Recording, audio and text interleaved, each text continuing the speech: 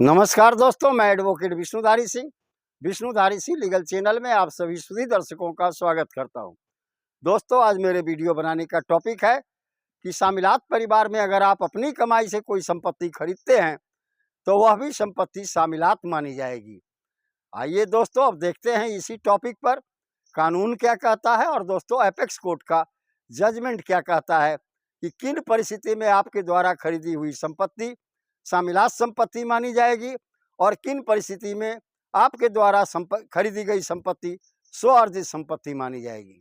आप कभी कभी धोखे में रह जाते हैं। शामिलात परिवार में आप निवास करते हैं, आपके परिवार में बंटवारा नहीं हुआ है, लेकिन आप कहीं पर नौकरी करते हैं, आपके पास बिजनेस है, आप अपनी कमाई से कुछ संपत्ति को आपने खरीदा। अगर कुछ गलतियां हुई है तो वह संपत्ति शामिलात मानी जाएगी, आपकी स्व अर्जित नहीं मानी जाएगी। आइए देखते हैं इस वीडियो के माध्यम से कैसे आपकी स्व अर्जित संपत्ति शामिलात हो जाएगी। दोस्तों, सबसे पहले समझ ले, संपत्ति दो तरह की होती है, पैतृक और स्वयं अर्जित। पैतृक संपत्ति वह है जो या तो 4 पीढ़ियों से आपके साथ आ जाए, या आपके पिताजी ने खरीदा और बिना उसे किसी को बेचे या वसीयत किए या दान किए उनका स्वर्गवास हो गया, तो वह भी शामिलात परिवार की संपत्ति मानी जाती है। दूसरा है दोस्तों स्वयं अर्जित संपत्ति, यानी आपने अपनी कमाई से उस संपत्ति को खरीदा, तो वह आपकी स्वयं अर्जित संपत्ति है। लेकिन दोस्तों, शामिलात परिवार में अगर आप स्वयं अर्जित आमदनी से भी कोई संपत्ति खरीदे हैं और कुछ गलतियां आपसे हुई है, तो निश्चित तौर पर माने वह संपत्ति भी शामिलात परिवार की संपत्ति कही जाएगी। इसके लिए दोस्तों डॉक्टर मुल्ला का एक हिंदू लॉ है, जिसका आर्टिकल 23 जो है, यह प्रावधान किया गया है कि हिंदू अनडिवाइडेड फैमिली क्या है। हिंदू अनडिवाइडेड फैमिली के लिए उन्होंने कहा है दोस्तों, उस कानून के अनुसार, कि उस परिवार के अंदर में बंटवारा नहीं हुआ हो, उस परिवार का पूजा पाठ एक जगह हो रहा हो, उसका फूड एंड बेस खाना पीना रहन सहन एक साथ हो रहा हो, इस प्रकार आप परिवार में रह रहे हो, तो वह परिवार हिंदू अनडिवाइडेड फैमिली यानी हिंदू का संयुक्त परिवार कहा जाएगा। दोस्तों, इसी कानून के अंदर में डॉक्टर मुल्ला ने बाद में प्रावधान किया कि अगर हिंदू अनडिवाइडेड फैमिली में आप स्वयं अर्जित संपत्ति से भी अपना कोई संपत्ति खरीदते हैं, तो वह भी संपत्ति शामिलात मानी जाएगी, जब तक कि आप उसे कुछ निश्चित डॉक्यूमेंट से साबित न कर दें, जब तक आप उसके विरुद्ध में कोई प्रमाण ला करके न्यायालय में साबित न कर दें, तब तक वह संपत्ति शामिलात मानी जाएगी। आइए दोस्तों, इसके लिए हम देखते हैं जजमेंट क्या कहता है। इस पर ऑनरेबल दिल्ली हाई कोर्ट के जजमेंट से चलते हैं और ऑनरेबल सुप्रीम कोर्ट के भी जजमेंट को हम साइटेशन के रूप में आपके समक्ष प्रस्तुत करेंगे। यह जजमेंट है दोस्तों 12 अक्टूबर 2018 का। केस का टाइटल है दोस्तों जय Singh and others versus Chunni Lal Singh and others. इसका RSA नंबर है दोस्तों 2788 ऑफ 2002। यह 2002 का केस है दोस्तों, 2788 इसका RSA नंबर है। अगर आप भी चाहें तो नेट पर खोज करके इस जजमेंट का उपयोग आप न्यायालय में कर सकते हैं। इस केस के अंदर में एक संयुक्त परिवार था, हिंदू परिवार था, संयुक्त हिंदू परिवार था। उसमें एक भाई ने अपनी कमाई से कुछ संपत्ति खरीदी जो उसका स्वअर्जित माना जाना चाहिए।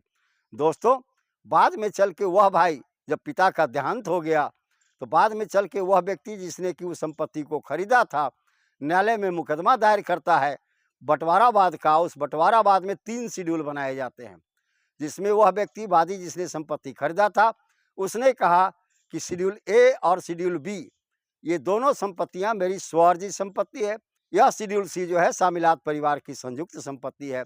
शेड्यूल A और B संपत्ति चूंकि मेरी खरीदी हुई है, इसलिए इसे हमारे पक्ष में इसके टाइटल डिक्लेयर किए जाएं, और शेड्यूल C की संपत्ति जो है उसके अंतर में हमारा 1/3 हिस्सा घोषित कर दिया जाए।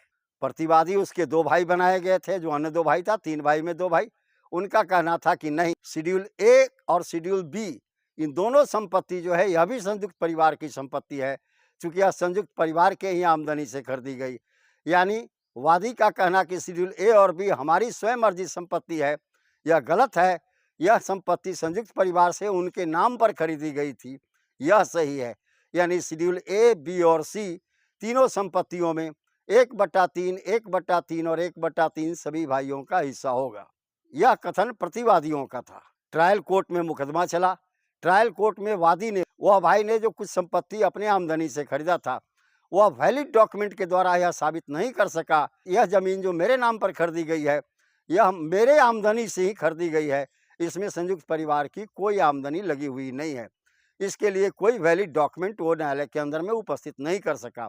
वैसी परिस्थिति में ट्रायल कोर्ट ने मुकदमे के अंदर में फैसला सुनाते हुए कहा कि वाद पत्र के यानी बंटवारा वाद पत्र के शेड्यूल ए, बी और सी तीनों संपत्ति शामिलात संपत्ति है और तीनों संपत्ति में तीनों भाइयों का बराबर बराबर शेयर है। तब वह वादी हाई कोर्ट चला गया दोस्तों अपील में, Punjab and Haryana high court में। पंजाब और हरियाणा हाई कोर्ट के अंदर में दो यक्ष प्रश्न थे।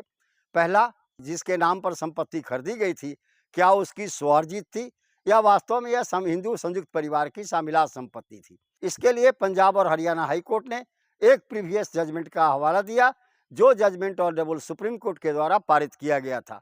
आइए दोस्तों उस जजमेंट का हम साइटेशन नंबर बताते हैं, टाइटल बताते हैं और डेट ऑफ जजमेंट बताते हैं, ताकि ऑनरेबल सुप्रीम कोर्ट के उस जजमेंट को भी आप निकाल करके नेट पर आप अपने केस में उसका इस्तेमाल करके मुकदमा जीत सकते हैं। केस का टाइटल है दोस्तों आदि बेप्पा बनाम भीमप्पा एंड अदर्स। इसका सिविल अपील नंबर है दोस्तों 11,220 ऑफ 2017, यानी 2017 का यह मुकदमा है।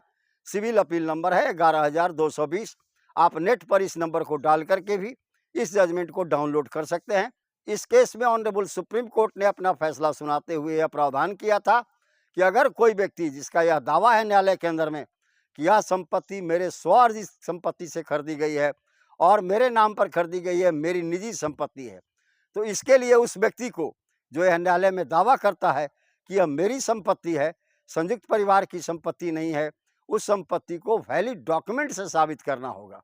अब दोस्तों वैलिड डॉक्यूमेंट यहाँ पर क्या है दोस्तों, वैलिड डॉक्यूमेंट के लिए ट्रांजैक्शन, जैसे आपने पेमेंट किया तो बैंक के माध्यम से आपको पेमेंट करना है, उसके लिए कोई स्लिप चाहिए, या अगर आप पेमेंट कैश में भी किए हैं, जो जमीन का विक्रेता है उससे आपने पैसे देने का रिसीव लिया, वह भी एक वैलिड डॉक्यूमेंट है दोस्तों। तीसरा है दोस्तों फसल का उपयोग। सुप्रीम कोर्ट ने कहा है इसी केस में दोस्तों आदि बेप्पा बनाम भीमप्पा वाले केस में कि उस संपत्ति के फसल का उपयोग कौन करता था, संयुक्त परिवार या उस संपत्ति का उपयोग सिर्फ वह व्यक्ति करता था जिसने उस संपत्ति को खरीदने का दावा किया है। अगर इन दस्तावेजों के माध्यम से आप न्यायालय में साबित नहीं कर सके कि यह मेरी स्वयं अर्जित संपत्ति है, वैसी परिस्थिति में न्यायालय आपके द्वारा खरीदे गई संपत्ति को भी शामिलात परिवार की संपत्ति मानेगा और संयुक्त परिवार में जितने भी को-पार्टनर हैं, जितने भी सदस्य हैं, बराबर बराबर बांट दिया जाएगा। इसी केस में और एपेक्स कोर्ट ने डॉक्टर मुल्ला जो हिंदू लॉ का प्रतिपादन किए थे, एक आर्टिकल 23 के पेज नंबर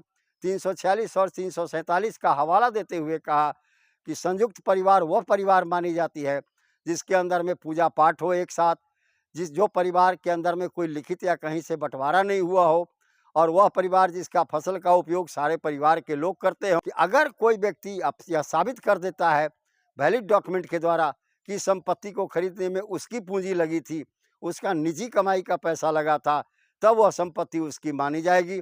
अन्यथा परिवार के किसी भी सदस्य के नाम पर खरीदी हुई संपत्ति संयुक्त परिवार की ही संपत्ति मानी जाएगी, शामिलात संपत्ति ही मानी जाएगी, ना कि स्वार्जित संपत्ति। जय सिंह बनाम चुन्नीलाल वाले केस में Punjab and Haryana high court ने कहा कि चूंकि इस केस के अंदर में वादी ने जिसने यह दावा किया था कि यह संपत्ति मेरी आमदनी से खरीदी गई है, यह किसी भी वैलिड डॉक्यूमेंट के द्वारा न्यायालय में साबित करने में असफल रहा। अतः ऐसी परिस्थिति में दोस्तों आदि बेप्पा बनाम भीमप्पा वाले केस का उदाहरण देते हुए Punjab and Haryana high court ने वादी की अपील को डिसमिस कर दिया और कहा कि जब तक किसी वैलिड डॉक्यूमेंट से आप यह साबित नहीं कर देते, तब तक के लिए आप उस संपत्ति को शामिलात संपत्ति माने, न कि वह स्वार्जित संपत्ति मानी जाएगी। तो दोस्तों इस प्रकार आप देख रहे होंगे कि अगर आपके नाम पर संयुक्त परिवार में कोई संपत्ति खरीदी गई हो, तो जब तक आप कोई वैलिड डॉक्यूमेंट न्यायालय के अंदर में उस संपत्ति को खरीदने का प्रस्तुत नहीं कर देते, वह संपत्ति शामिलात परिवार की ही संपत्ति मानी जाएगी। हाँ दोस्तों, इसी में डॉक्टर मुल्ला ने कहा था कि अगर बंटवारा के बाद आपने अपनी संपत्ति खरीदी है तो वह तो आपकी स्वार्जित है, लेकिन संयुक्त परिवार में अगर कोई संपत्ति खरीदी गई, यानी बिना बंटवारा हुए परिवार में आपने कोई संपत्ति खरीदी, तो आपको वैलिड डॉक्यूमेंट के माध्यम से साबित करना होगा।